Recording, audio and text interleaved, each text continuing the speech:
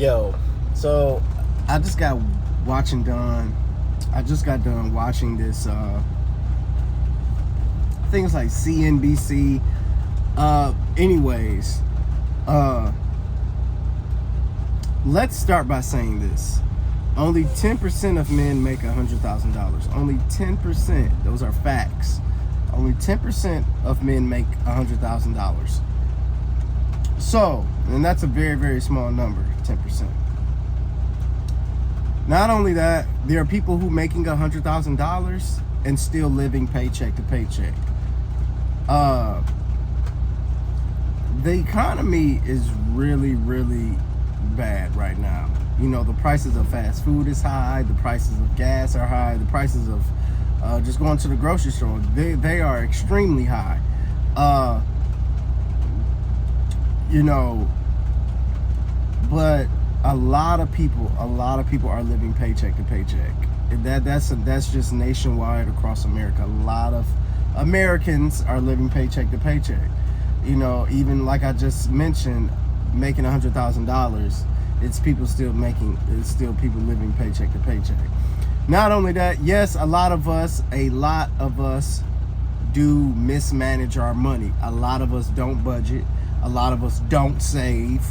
I'm not putting any color on it or anything, because that doesn't matter. But a lot of people do not save. A lot of people don't have at least $10,000 in the savings account. A lot of people mismanage their money. They don't create a household budget. A lot of people put their wants before their needs. But not only that, even if we all did those things, we still wind up falling short, if you get what I'm saying. We are all in search of a better income, a better living situation. We're always in search as Americans. We're always in search of something better and better and better. And that's good. That's the motivation right now, to want better and to live better and to eat better and to do better. But the economy, man, it's not all that great. As you can see, I'm a truck driver. And like I said, only 10% of men make $100,000. Only 10% of men make $100,000. And we all know, it's a whole bunch of women who want a man make six figures. I want a man who makes six figures. I want a man who make $100,000 or better. Listen, sweetheart, only 10% of us make $100,000. You could have 2 semi trucks and still fall short of that $100,000, because the expense of living is high. Listen, the expense of living is very, very high. Very, very high. The cost of maintaining your life and the cost of your living situation and your bills and everything, yo, it's astronomically high.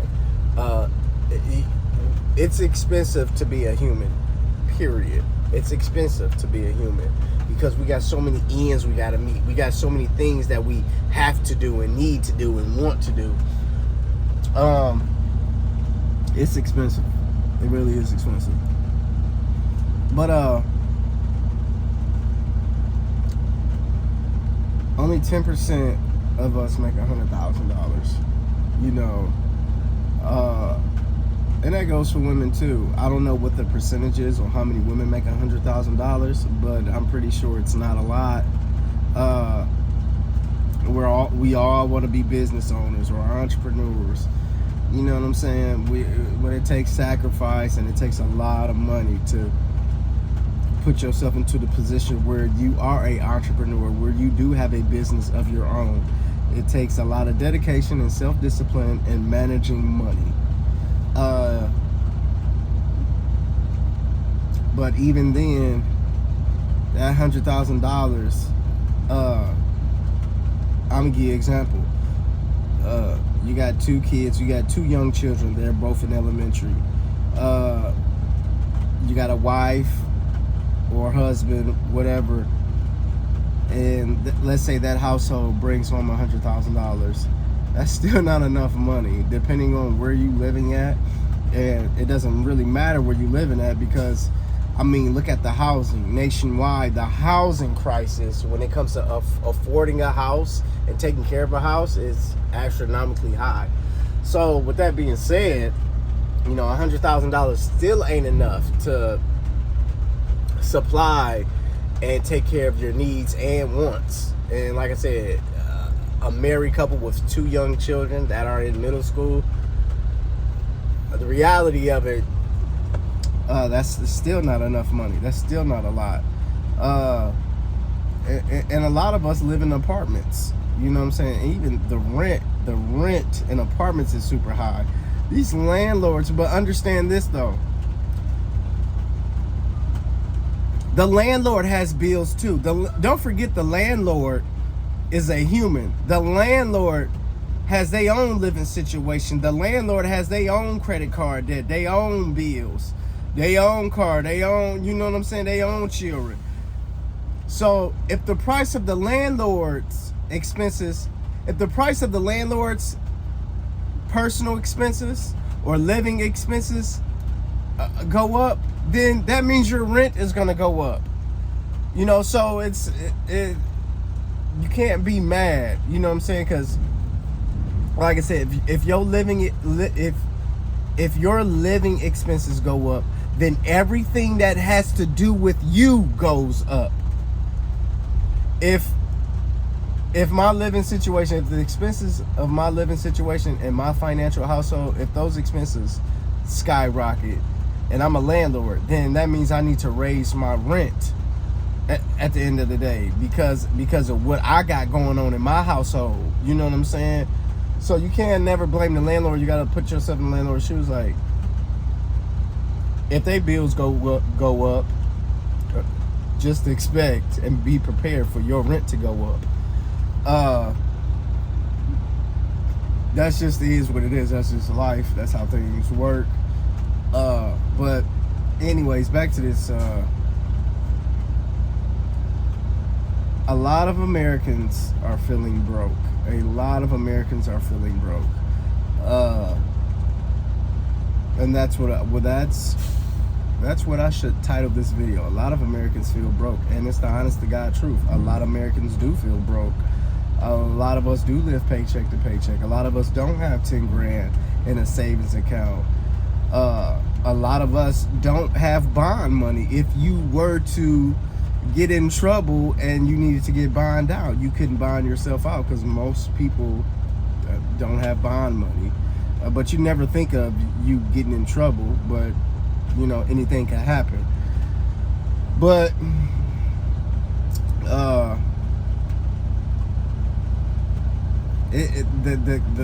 the cost of living in America is getting ridiculous. The cost of living is getting ridiculous, and you know, that's why, for instance, I'm a prime example. I'm a truck driver. I work 10, 11 hours a day, but I also have a second job that I work on the weekends. Speaking of that, they don't have me working Friday for some reason, but I am working Saturday and Sunday. But I'm calling off on Sunday because it's Mother's Day, and I'm about to spend time with my Nana and my mom. So, and I'm gonna do a crab broil. My mom is bringing my Nana over on Sunday, and I'm gonna boil crabs, have a crab broil for my mama and my Nana. So yeah, I also need to get some cars. So I think I'm gonna go to Target after work. But I'm sorry, I also need to get some Mother's Day cars. That's what I meant to say. After I get off of work, I'm gonna go to Target. But sorry to get off a topic.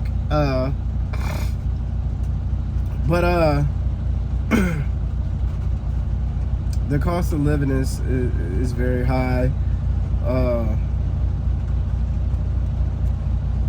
Like I said, that's why most adults, a lot of adults like myself, who has a good career in truck driving, I'm an independent contractor. But I also have a second gig, a second legitimate job that I work on the weekends because I got ends to meet, and I also need this second job to make up for a loss in my income. So for instance, I pay child support, right? Child support is $300 a week. So I get a second job. I got a second job to get that $300 back that I dished out. It's for my kids. At the end of the day, it's for my kids. I'm doing what I'm supposed to be doing as a father, paying my child support consistently as I'm supposed to be doing. So, and a lot of men get a second job to, make up for that loss in income. And it's not a loss. It's still a win because I'm paying child support for my kids. So it's never no loss. But it's a loss in my income. You know what I'm saying? I have money going out, and I also have money going out for bills and everything. So as a man, I get a second job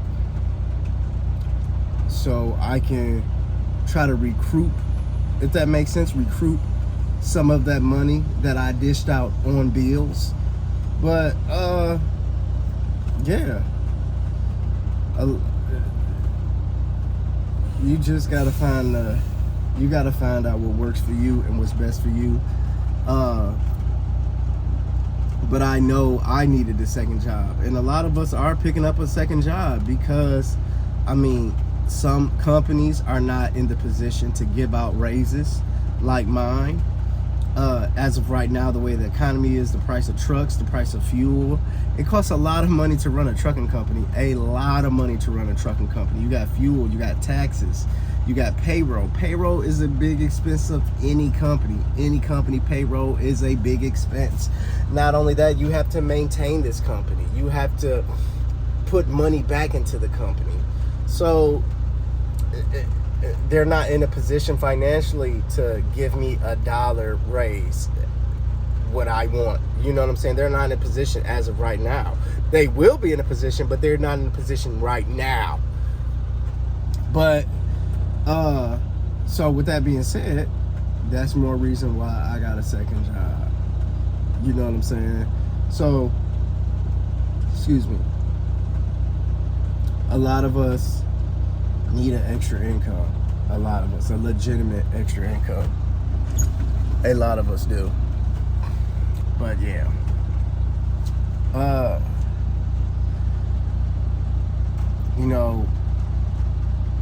Because at the end of the day, we want to live.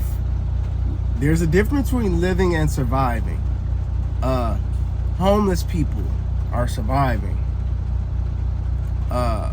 Poor people are surviving. Well, that's the same thing. But there's a difference between surviving and living. There's a difference between living and surviving. Living is not... Surviving is paycheck to paycheck. You surviving. That's paycheck to paycheck, sweetie. That is surviving. If you live in paycheck to paycheck, not only you don't have at least 5-10 grand in the savings account, and you live in paycheck to paycheck, and you want a shut-off protection plan with DTE, or you want a shut-off protection plan with the gas company, or the electricity company. You know what I'm saying? You are paycheck to paycheck. You know what I'm saying? A lot of people is low income, so don't be ashamed. A lot of people is low income.